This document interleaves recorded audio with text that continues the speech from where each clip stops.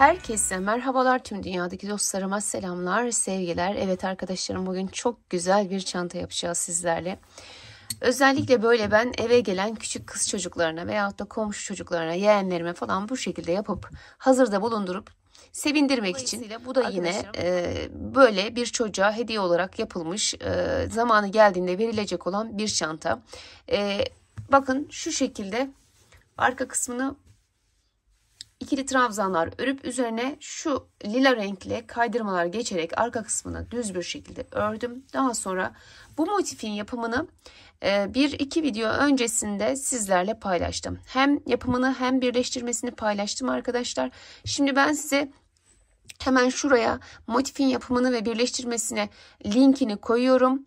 Hem buraya hem de bitiş ekranına koyacağım. Oradan bakarak yapabilirsiniz. Yine de bulamazsanız yorumlar kısmına yazın. Yorumunuzun altına linkini de atarım. Dolayısıyla hemen iki video öncesinde videolar kısmına da bakarsanız bu motiflerin yapımını ve birleştirmesini göreceksiniz. Ben bunları sizlere göstermişken bir işe yarasın, boşa gitmesin düşüncesiyle hemen çantaya dönüştürüverdim. Dediğim gibi bir küçük kız çocuğunu sevindirmek için boşta kalmasın, bir işimize yarasın düşüncesiyle yaptım arkadaşlarım.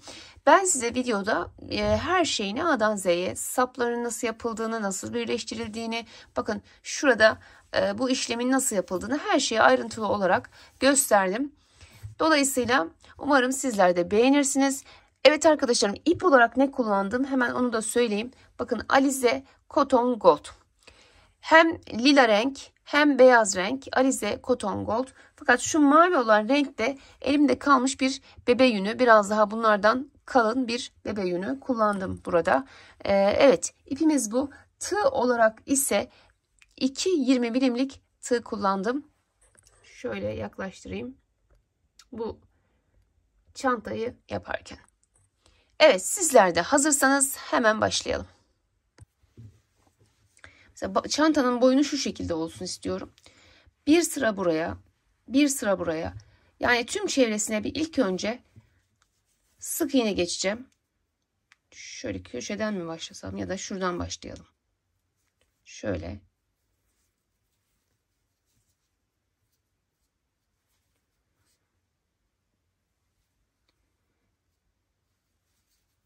Şimdi tek tek tüm çevresini böyle önce bir sık iğne ile dolanalım. Aslına bakarsanız şu an ne yapacağımı da tam bilmiyorum. Beraber yapmış olacağız. Şu ipi arada yürütün ki sağlam olsun. Düğüm yapmadım farkındaysanız. Şöyle ilmeklerin arasında kaybedelim. Evet, böyle tek tek sık iğneler yapalım. Şu köşede görüşelim. Şimdi köşeye geldiğimde bakın tam köşedeyim. Bir tane zincir çekip aynı yere bir tane daha sık iğne batarak dönüyorum. Evet, köşeyi bu şekilde döndüm. Şimdi tüm çevresini bir sıra sık iğne halinde başladığımız yere kadar yapalım. Şimdi arkadaşlar başladığım yere kadar geldim bakın. Şurada başlamıştık hatırlarsanız. Bir zincir. Şimdi bakın. Eni boyu siz ne kadar isterseniz o kadar hem eninden hem boyundan büyütebilirsiniz. Şöyle yine de hemen bir ölçü de vereceğim. Şuradan sıfır noktasından başlayalım. Şöyle 20 santim. Bakın 20 santim kadar eni. Boyuna bakalım. Aynıdır şu anda hemen hemen. Evet, hemen hemen aynı 20 santim. Şimdi ben boy kısmını biraz daha uzatmak için Buraya ikili trabzanlar geçeceğim. Hem üst kısma hem de alt kısma. En konusunda yeterli olur diye düşünüyorum ama yine de emin değilim. Şimdi burada ipimi koparıyorum.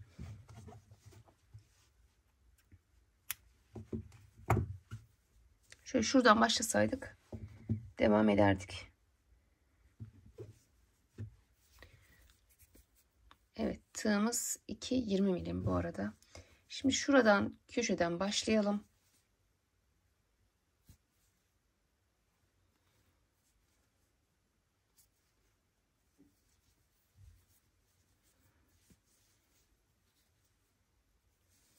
Şöyle. 1 2 3. Evet, ipimi de sağlamladıktan sonra şuradan kesebilirsiniz. Bakın, kaybetmiş olursunuz. Tek tek şimdi her birine ikili trabzanlar yaparak burayı hem üstten hem alttan boyunu biraz uzatacağım arkadaşlar.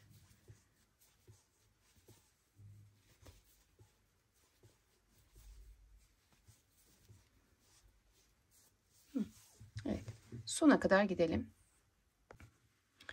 Gördüğünüz gibi buraya kadar ikili trabzan yaptık. Bakın, burası üst kısmı olsa şu alt kısmı da yine ikili trabzan yapacağım.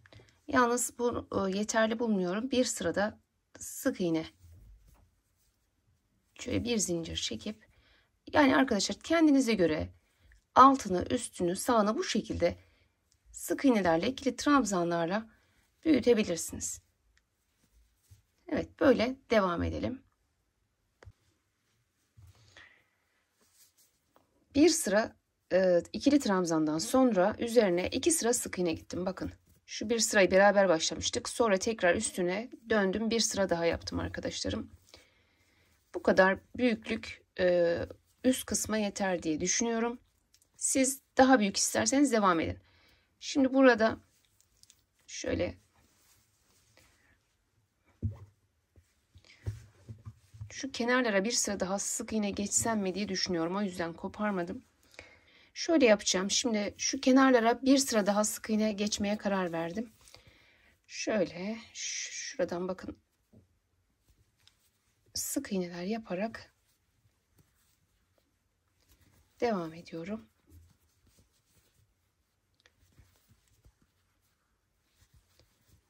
Evet, kenarlara sadece bir sıra daha sık iğne eklemiş olacağım.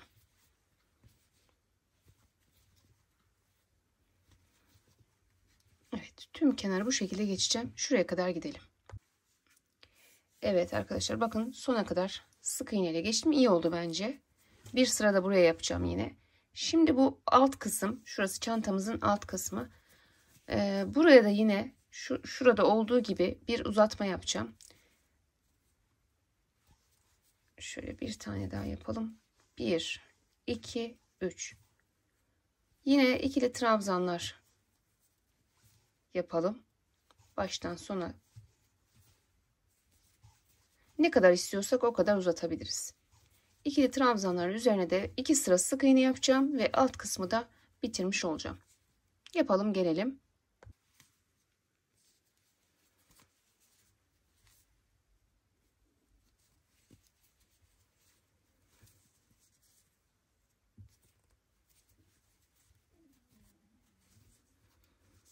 Evet, bakın bir sıra ikili trabzan yaptım yine. Şimdi tekrar bir zincir çekiyorum ve bir sırada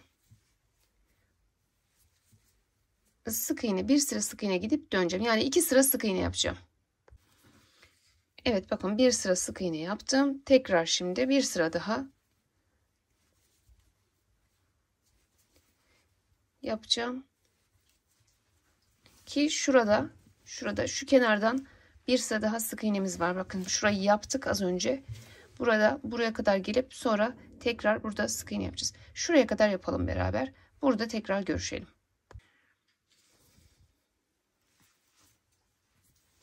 Evet, şimdi dediğim gibi burada bir sıra sık iğnemiz var ve burada artık bitireceğiz. Bu büyüklük bana yeter diye düşünüyorum. Şöyle bir zincir çekip tekrar şuralardan sık iğne ile ilerleyeceğim.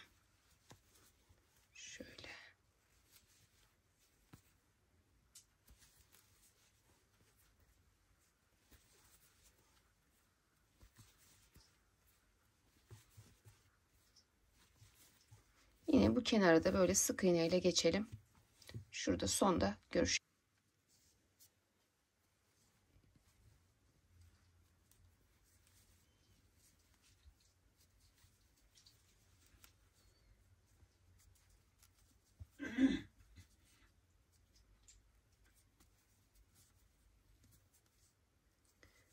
Evet, bakın sona kadar sık iğnelerle geldik. Burada ipimizi koparabiliriz artık. Şimdi ben tekrar bir en boy ölçüsü verelim.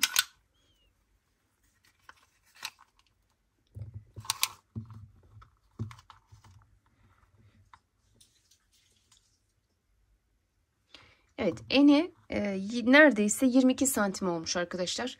Boy kısmına bakalım.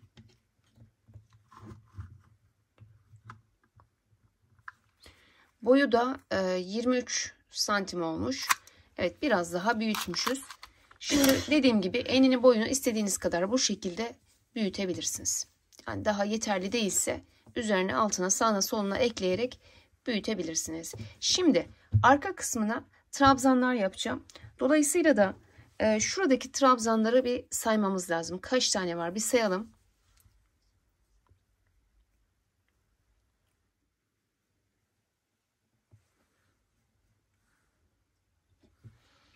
Evet, alttaki 22 santimdi eni, hatırlarsanız. Şimdi zincirimi de 22 santim yapacağım. Çünkü mavi ile bunun kalınlığı aynı değil arkadaşlar. O yüzden sayı tutmuyor. Evet, siz de bu şekilde ölçün. Tam burası 22 santimdi. Bunu da yine o şekilde yapacağım. Hatta biraz fazla da çekip trabzanları yaptıktan sonra tekrar ölçersek daha mantıklı olacak. Fazla gelen kısmı keseriz uçtan. Önemli değil. Evet.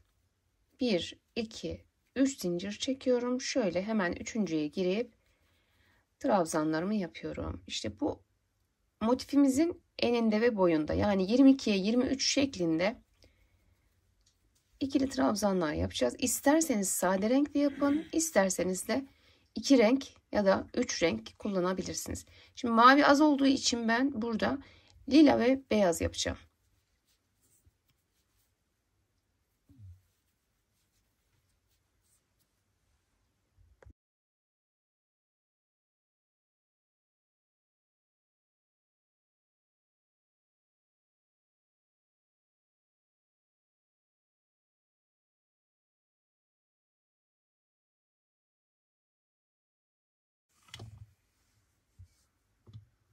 Evet, bakın 22 santim. Eni de 22 santimdi. Şöyle bunu şimdi bu büyüklüğe göre örüp bitireceğiz arkadaşlar. Yapacak hiçbir şey yok. Gelirken şöyle ikili trabzan yaptım. Dönerken sık iğne yapmayı düşünüyorum. Şöyle size de fikir olsun diye bir göstermek istiyorum. Bakın şöyle dönerken sık iğne yapacağım. İkili trabzanlar hep düz örülmüş olacak.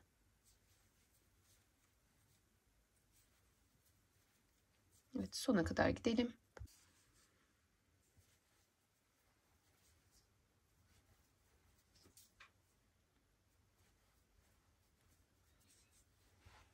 Evet, sona kadar bakın sık iğne ile geldim. Tekrar 2 zincir çekiyorum. Bu taraftan hep ikili trabzanlar yaparak ilerliyorum. Ben böyle büyütmeyi düşünüyorum. İsterseniz hepsini ikili trabzan da yapabilirsiniz arkadaşlar. Ben giderken böyle ikili trabzan, dönüşlerde hep sık iğne yapmayı planlıyorum. Bu şekilde bitireceğim. Evet, böyle bitirelim. En son birleştirme noktasında beraber olalım.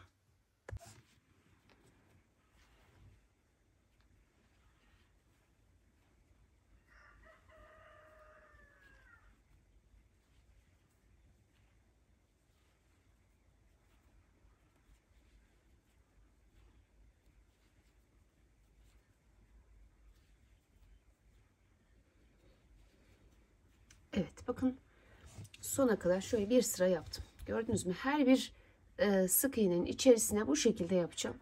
Şimdi burada isterseniz ipi koparıp tekrar şuradan başlayabilirsiniz.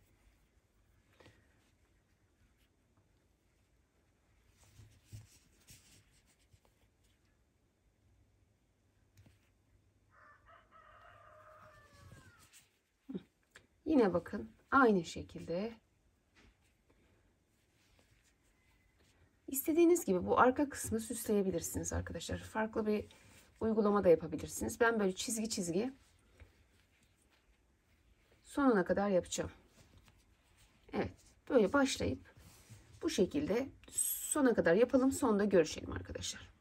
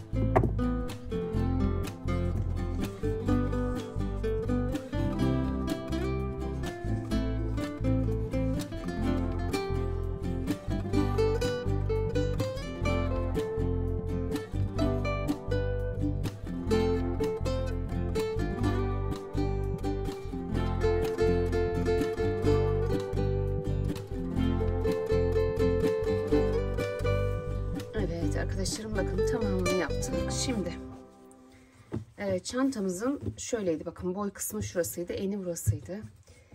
Bunu şöyle arkada uzun uzun çizgi şeklinde görünsün diye bakın bu şekilde yerleştirdim. Şimdi şöyle şuradan tutturduğumda çok az kısa, dikkat ederseniz. Şimdi şöyle bir şey yapacağım. Şu sıraya bir sıra sık iğne, hem şu ipleri de araya alacağım. Bir de bu sıraya bir sıra sık iğne yapacağım. Şu ipleri de araya alacağım. Yine aynı lila rengimi alıyorum. Bakın şöyle lila rengini alıyorum. Şuradan başlıyorum. Ve burada şöyle ipleri araya ala bir sıra sık iğne yapacağım. Şuraları. Ucundan çıkan kısımları da çantanın iç kısmına doğru evet itebiliriz. Kesmeyelim arkadaşlar. Hem böyle ilmeklerin arasında kaybedelim, hem de kesmeyelim. Çantanın iç kısmında kalsın. Sorun değil. Böyle sık iğneleri elinize göre ayarlayın. Şurayı unuttum. Şöyle bakın. Şöyle.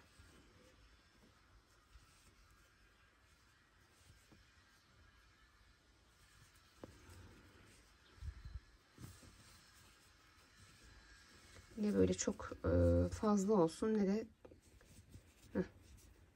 şöyle şunu da alalım. Bakın her birisini böyle ilmeğin içerisine alacağım. Bir sıra yapsam iki tarafa da yeterli olacak. Hem iplikleri kaybetmiş olurum, hem de bu biraz eksik kalmış ya, o kısmı da tamamlamış olurum. Evet, bu şekilde. Bakın şöyle ipler altta kalabilir, sıkıntı değil. Baştan sona kadar hem bu tarafı hem de bu tarafı bir sıra sık iğne yapalım gelelim. Evet, şimdi buraya ben bir sıra dedim ama tam 3 sıra ördüm arkadaşlar. Bir sıra geldim, 2 sıra daha üstüne sık iğne yaptım. Burayı 3 sıra yaptım. Çünkü şurayı şöyle hani örerken de bunları zaten bağlayarak yaptık ya, burası sağlam. Buraya tekrar sık iğne yapmayacağım. Bir de böyle görüntüsü hoşuma gitti açıkçası. Bu alt kısım olsun. Burası böyle direkt birleştireyim dedim. Burası da üst kısım olsun. Şimdi ben şu iki parçayı birbirine birleştireceğim. Şöyle tek tek. Şimdi nasıl birleştireceğim? Burada 3 sıra yaptım. Siz boyuna göre ayarlarsınız arkadaşlarım. Şöyle bakarsınız. Kendiniz istiyorsanız alta da örersiniz. Veyahut da benim gibi de yapabilirsiniz. Fark etmez. Nasıl isterseniz öyle yapın. Şimdi burada bakın. Bir zincir çekip şu ağız kısmında ters sık iğne ile bir ilerleyelim. Birleştirmeyi de bu şekilde yapmayı düşünüyorum. Bakalım nasıl olacak.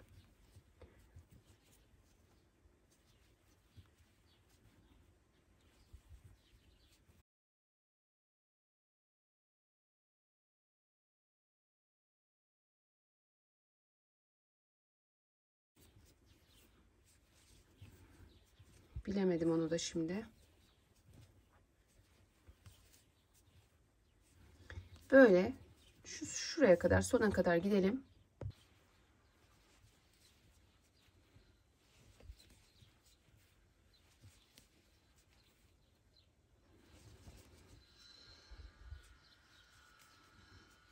Evet, sona kadar geldik bakın. Şimdi şöyle bakın, ikisi de ters, yüzü içeri bakacak şekilde. Yani tam köşeden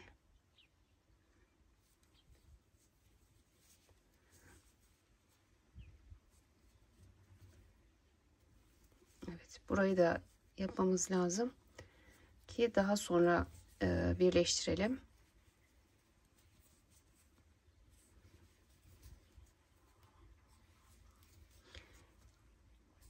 Her yerini birleştirdikten sonra da bu üst kısmı en sonda iki tarafı da ters sık iğne yapabilirsiniz. Ben biraz tersten başlamış oldum. Evet, böyle yine şuraya kadar gidelim.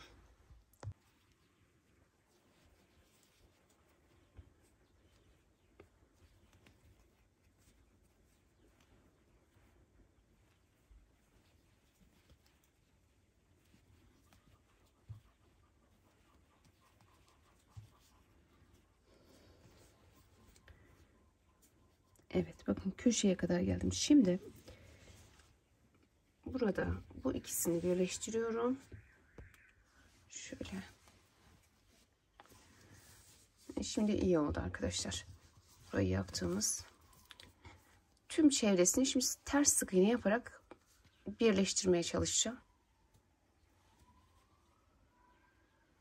Bir buradan bir karşıdan alarak şöyle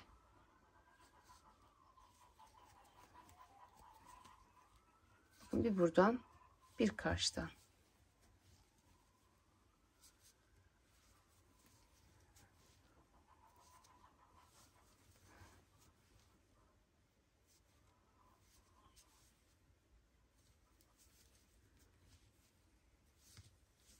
Şöyle gördüğünüz gibi şu an alt kısmındayız.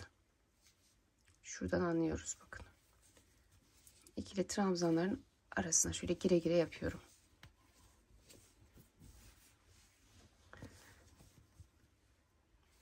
Bir buradan bir arkadan ikisini böyle birleştiriyoruz.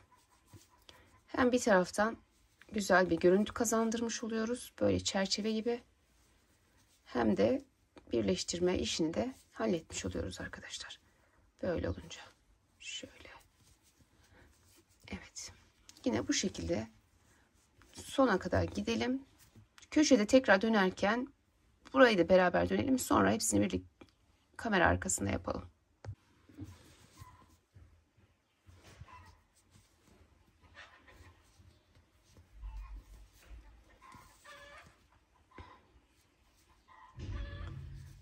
Evet.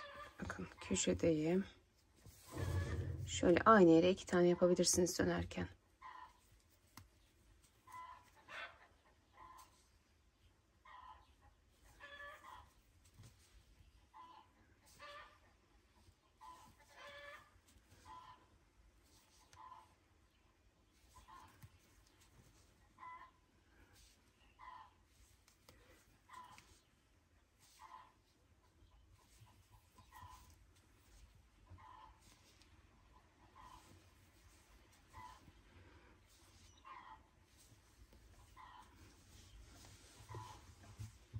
Evet. Bakın şurası yan kısmı, şura ağız kısmı.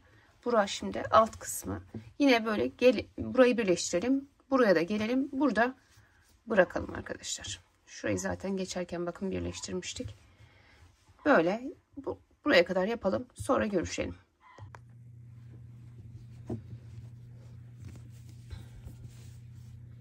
Bitişe geldik arkadaşlar, bakın.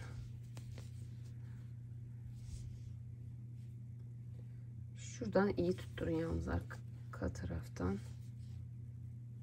Şöyle.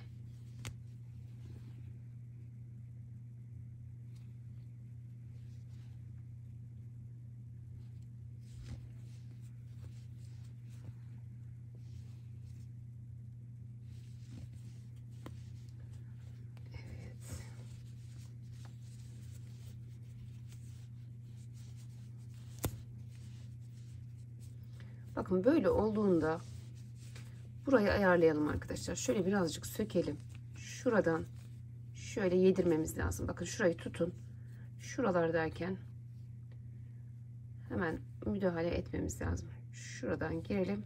Şurayı mesela bir tane ileriden alıp şuradaki o fazlalığı şimdi eksilteceğiz. Bakın ayarlayacağız. Şöyle yaptım. Bak hala fazla şurası, şu arkası. Bir ileriden bunu alıp dengelemeye çalışacağız. Bakın. Bunu biraz daha geriden fark edip yapmış olsak şöyle.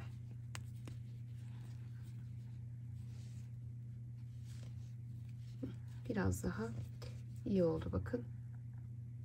Biraz öncekine göre.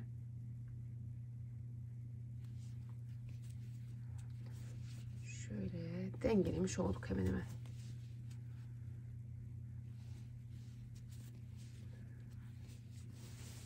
Evet, bir göstereyim.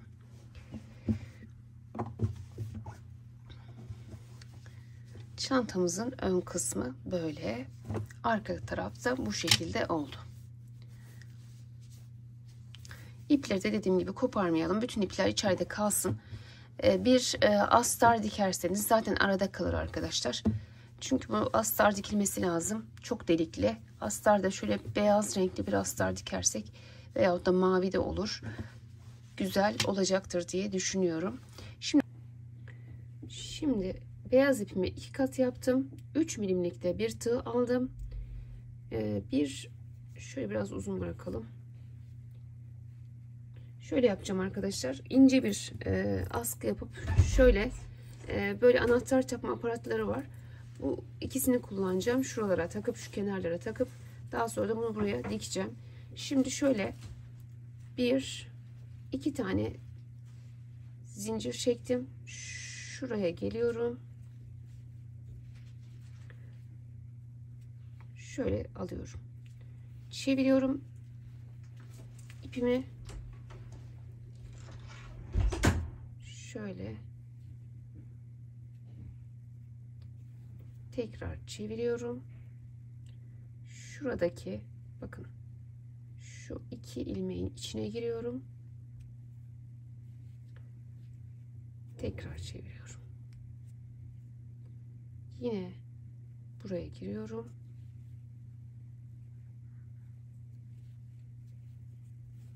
Tekrar çeviriyorum. Hep aynı yöne çeviriyoruz farkındaysanız.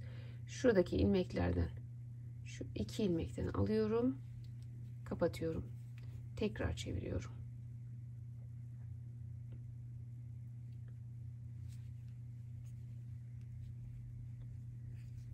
Tekrar çeviriyorum.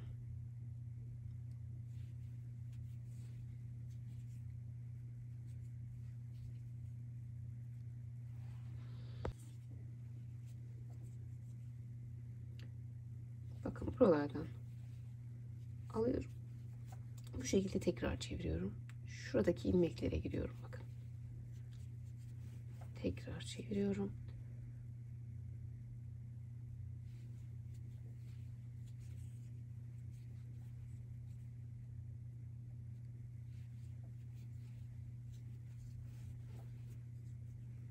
Gördünüz mü? Hep aynı işlemi yapıyoruz. Şuradaki ilmeklerin içine girip alıyorum, çeviriyorum.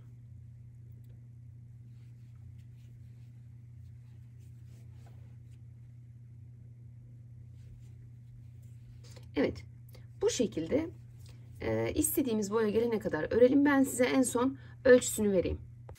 Şimdi bir ölçelim arkadaşlar. 1.20, evet 1.25, şöyle 1 metre 25 santimlik bir sap ördüm. Bakın şimdi şuraya size gösterdiğim şeyi taktım arkadaşlar.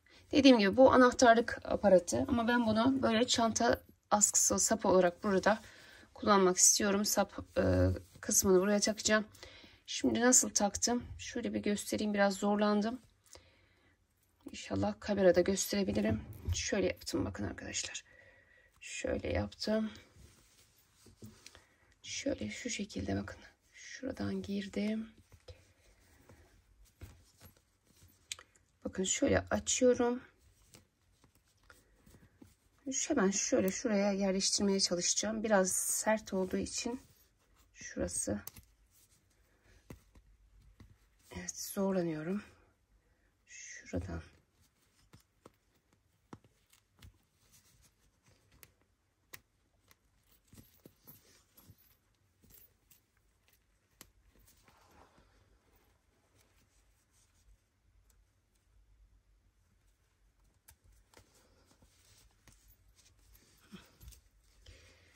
Hemen şöyle şu taraftan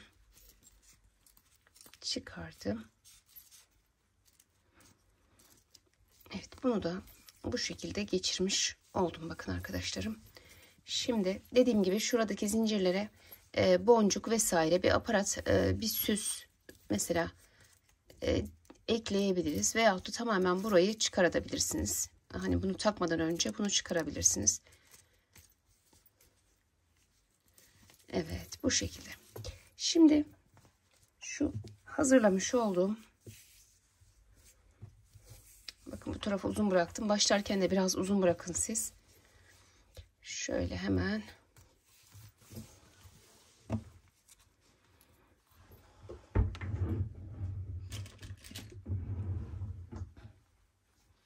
şöyle bir iğnemiz var. Şu ipi geçirelim iğneye. Şimdi bakın arkadaşlarım, şöyle biraz şu şekilde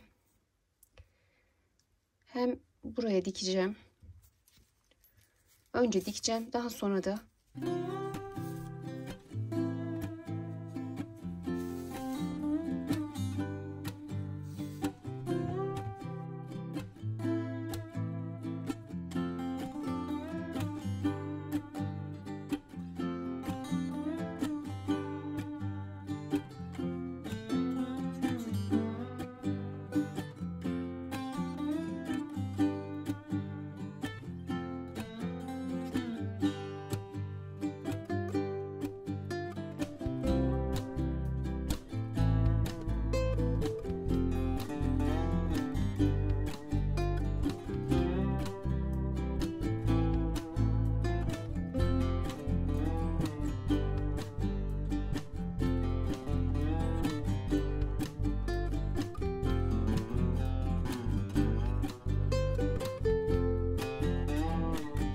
böyle yeteri kadar sardıktan sonra şöyle içinden dikelim, sağlamlayalım. Evet, sapını böyle dikme, yerleştirme işlemi de evet Evet arkadaşlar, bu kısmı böyle, diğer tarafı da kamera arkasında yapalım.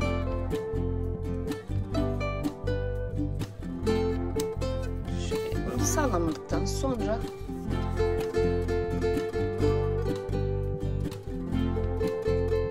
açılmayacak şekilde iyice dikelim bence.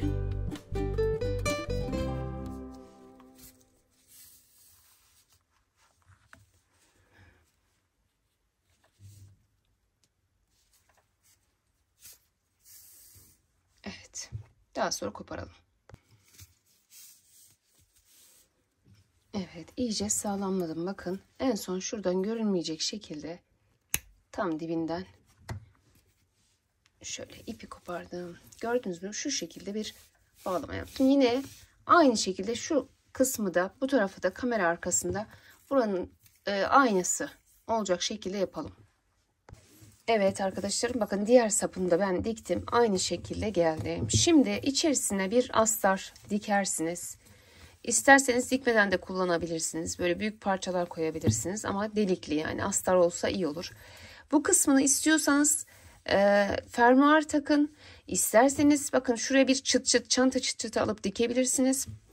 Veyahut da ben şimdi şöyle, elinize, çantanıza uygun bir düğme varsa arkadaşlarım, şöyle tam ortaya düğmeyi diktikten sonra şu arkadan bir zincirle küçük bir bağlama da yapabilirsiniz. Ben şimdi elimde şöyle bir incim var. Bakın bunlardan biraz daha büyük.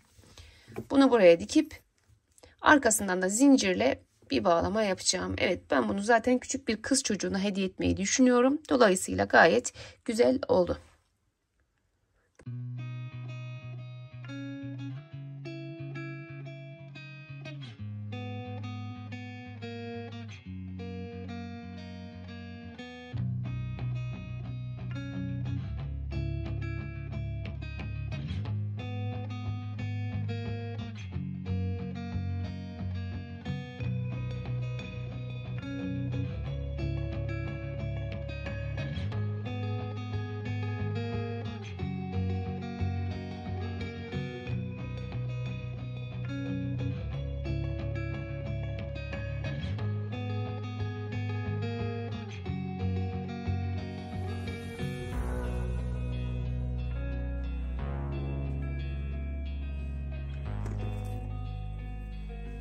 Şimdi tam bunun şöyle bakın, arkadan, arka hizasından şöyle şuradan yine beyaz ipi ikiye katlayıp buraya bir zincir, şöyle biraz kalın olsun.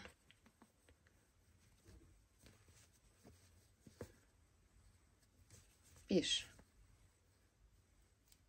iki, üç, dört, beş, altı, 7, 8, 9, 10, 11, 12.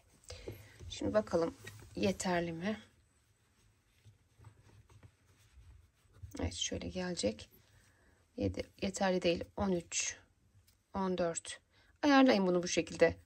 14, 15, 16, 16, 17, 18, 19, 20. Bol da olmayacak. Çok böyle sıkı da olmayacak arkadaşlar. 20 diyelim ki yaptım. Aynı yere tekrar geliyorum. Şöyle bakın, aynı yere geldim. Bunu buraya kaydırma yoluyla birleştirip bir tane zincirle de sıkılayıp şu ipi içeri çekin. Hemen kısaca koparmayın. Sağlamlayın arkadaşlar. Evet, şöyle. Bak şu şekilde. Evet. İpi tek kat yapacağım şimdi ben, kalın olduğu inciye göre. Ama mantık bu. Bu şekilde kapatabiliriz. Siz de bir düğme kullanabilirsiniz. Ne istiyorsanız, çıt çıt belki daha güzel olur arkadaşlar. Nasıl isterseniz o şekilde yapın. Evet, bugünlük benden bu kadar. Videomuz bitti sonunda, şükür. Çok güzel bir kız çocuğu çantası yapmış olduk aslında. Ben çocukları sevindiriyorum bu şekilde arkadaşlar. Eve gelen çocukları olsun, yeğenlerimi olsun, böyle hazırlayıp geldikleri zaman hediye ediyorum. Dolayısıyla Bugünlük benden bu kadar. Umarım videom anlaşılır olmuştur. Beni izlediğiniz için çok teşekkür ediyorum. Başka videolarda yeni modellerle görüşmek dileğiyle. Hoşça kalın, sağlıkla kalın, Allah'a emanet olun. Beğenmeyi, paylaşmayı, yorum yapmayı da unutmayın lütfen. Tekrar hoşça kalın. Our hearts beat to the city streets. We began to feel the fire. We rise like tall buildings as the chemicals, they take us higher.